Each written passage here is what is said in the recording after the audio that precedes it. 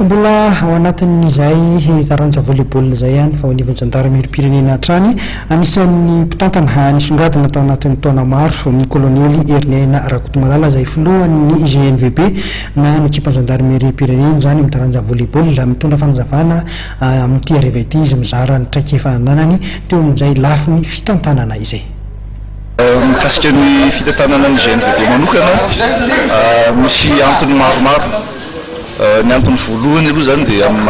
toko hoe miaramila mazandary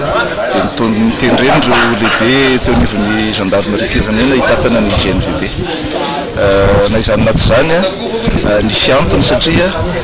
Zanakadidy filohan'ny ligue n'Antananarivo tamin'ny volleyball ny tena koa tamin'ny taona 2000-2004 dia ny antony iray tena goavana ngamba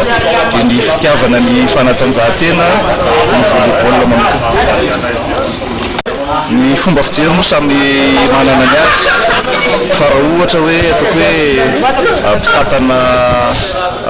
fikambanana manao fanatanjahantena dia voalohany indrindra aloha tokony nanao fanatanjahantena na inona ilay fanatanjahantena na inona raha ny tenako manokana zao dia basketball ny tena nilalaovina nefa ny teoriana moa dia lasa nilalao ny taranja volleyball. Ankoatrany hoe fitiavana ny taranja dia mila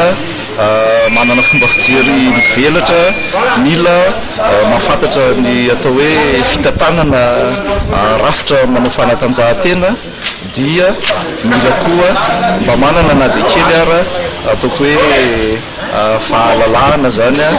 afaka mifanerasera amin'ireo partenaire sy ny antokatakamisy raha miresaka hoe ny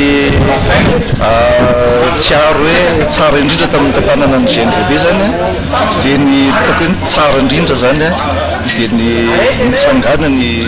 sekoly manofana an'ireo ankizy manao volleyball, ny nanangana hafana nanangana ny école de volleyball zany. Ny anankiray koa dia ireo fotoana anankiroa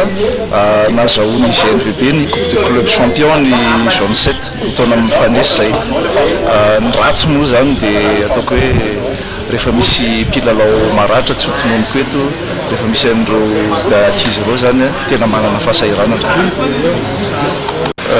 Ny afatra angambany aloha voalohany tsy hoe manana lesona ho an'ny Rakotona rabe fa mahatsiaro fotsiny aho hoe rehefa tia hampandroso ny fanatanjahantena eto Madagasikara dia ny olona zany ny fototra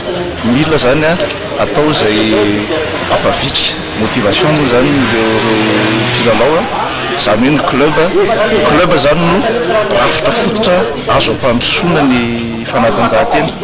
dia makahery andro zay mpitatana club rehetra zany fa rehefa ohatra tsika hoe manana ny finiavana sy ny fitiavana dia tokony andeha ny tontolon'ny fanatanjahantena.